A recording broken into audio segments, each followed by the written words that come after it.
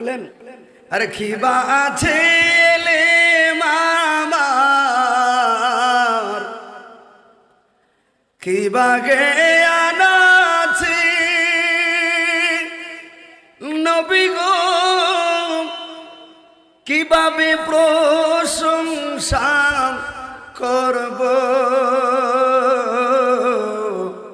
জানা নাহি আছে। সত্যি বলছি, দরবারে এসে কিভাবে কোন ভাষায় কথা বলবো ভাষা হারিয়ে ফেলি। এই জন্য আমরা অন্তত একটা দিকে গর্ব আদায় করি, আমরা একজন ভালো দরবার পেয়েছি। সকলে বলি আলহামদুলিল্লাহ। কিবা আছে মামার কিবা গে আনাছে নবী গো কিভাবে প্রশংসা করব জানা নাহি আছে। তোমার শালেরি কথা ঘোষণা কোরআনে নবী গো দিদার পেলে ধন্য হব ও গো এ জীবনে। আল্লাহুম্মা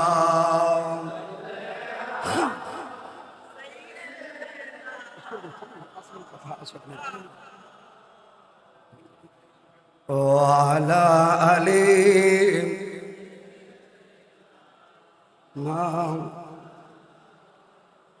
আরে আল্লাহ বলছে তোমায় মানলে মানা হবে তাকে নবী গো পাঁচপাড়ার 9 পৃষ্ঠার দলিল ঘোষণা কোরআনে। ঠিক না ঠিক? আরে যে চিনেছে সে পেয়েছে ধন্য তার জীবনে নবী গো যে চিনেছে সে পেয়েছে ধন্য তার জীবনে নবী গো দিদার পেলে ধন্য হব ও গো এ জীবনে। আরে এ পাগলের এই মিনতি আল্লাহর দরবারে দয়াল রে নূর নবীজির প্রেমে ঢেলে দিও আমাদের অন্তরে। সুবহানাল্লাহ। একটু খেয়াল করেন আপনারা, হুজুর কেবলা যে কথাগুলো বলেছে একজন মানুষ মানার জন্য আর বেশি কথা লাগে না। কথা বলো ঠিক না বেটে? তো সর্বক্ষেত্রে এটাই বললাম, যদি নবীজির প্রেম আসলে অন্তরে থাকে, আল্লাহর রহমত, নবীর মুহাব্বত, আউলিয়া কেরামের সোহবত, বাপ মার খেদমত দরকার আছে না নাই? এই কথা বলা আছে না নাই? আরে পাগলের এই মিনতি আল্লাহর দরবারে দয়াল রে নবীজির প্রেম ঢেলে দিও আমাদের অন্তরে। মরণ কবরে হাসরে মিজানেতে রাখিবেন চরণে নবী গো দিদার পেলে ধন্য হব ও গো এ জীবনে। সবাই মহাব্বতে বলি ইয়া রাসূলুল্লাহ। শেষ আমার 2 মিনিট। আমি আসলে এখানে আজকে একটু মেহরবানি করে আমি কথা বলি। অনেক আগে এখানে চলে আসছে হুজুর কেবলার সাথে আমি বডির সঙ্গে ওয়াদা দিছি যে আমি সেহলাম শরীফ আসবো ইনশাল্লাহ। আপনাদেরকে বলি, আমার আব্বা বাগদাদি হুজুর কেবলা মুরিদ। আজকে 24 তারিখ, এখানে আমি 23 তারিখে সরাল দেখে আসে আমার আব্বা কিন্তু প্রথম আমাকে এখানে মেসেজ করছে। তো আসার পথে এখানে আলেমুল আমার আছেন, তো আমাদেরকে একটা কথা বলছে, কোথায় যাও? আমি বললাম সাহাবুর দরবারে যাই। সবাই বলি আলহামদুলিল্লাহ। তো আব্বা হাসি একটা কথাই বললো, মুর্শিদের দরবারে যাওয়া কি দরকার, কিছু কাজ করো, মুর্শিদ তোমার সাথে দেখা করো। কথাটা কি বুঝতে পারছেন? আজকে কসম করে বলি আব্বা আমাকে কথা বলো, তো বুঝতে পারলাম আসলে আগের যুগের লোকদের চিন্তাধারা এক জিনিস, এখনকার লোকের চিন্তা আরেক জিনিস। তো আমি এতক্ষণ কথা শুনে বুঝতে পারলাম আপনারা কি বুঝছেন জানে না, কিন্তু আমরা বক্তারা আগামী 1 বছরের জন্য ওয়াজের ফাইলপত্র মজুদ করে ফেললাম আলহামদুলিল্লাহ।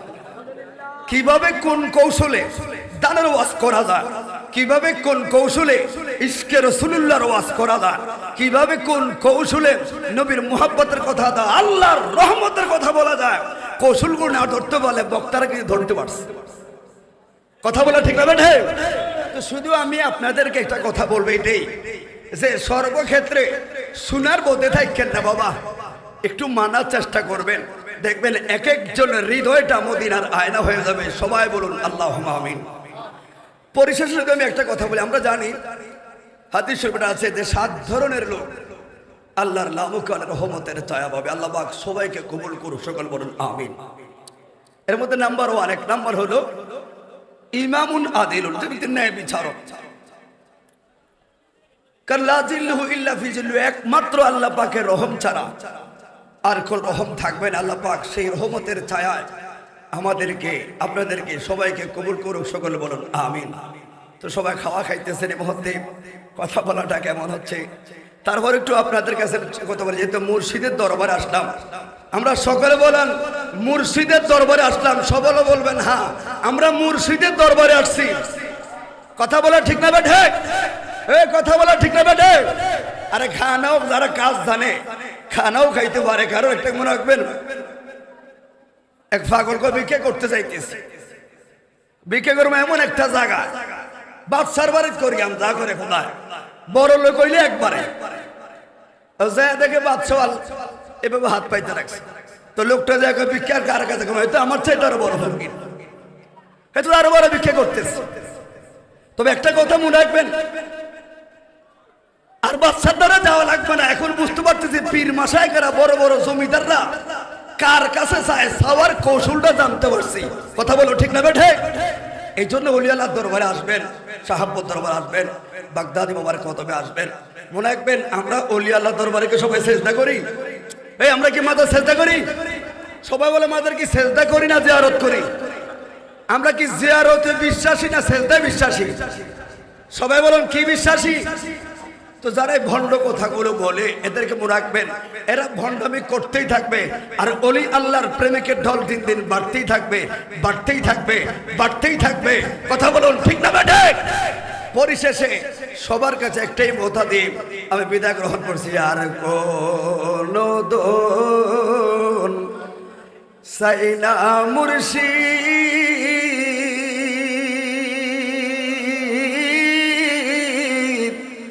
যাইতে আমায় সঙ্গে নিও।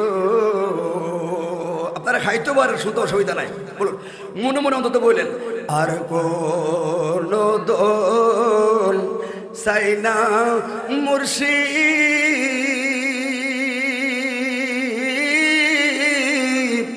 যাইতে আমায় সঙ্গে নিও। ওরে বাজারের কিনা কাফন আমার রঙে না লাগায়,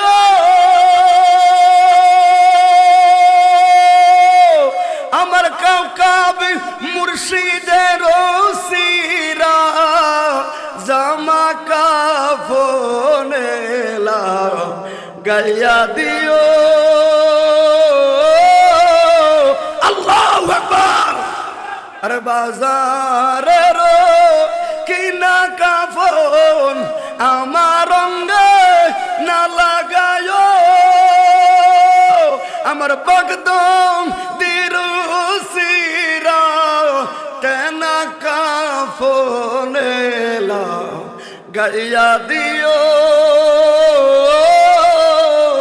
যাইতে আমায় সঙ্গে নিও বলুন আর কোন দন চাই না মুর্শিদ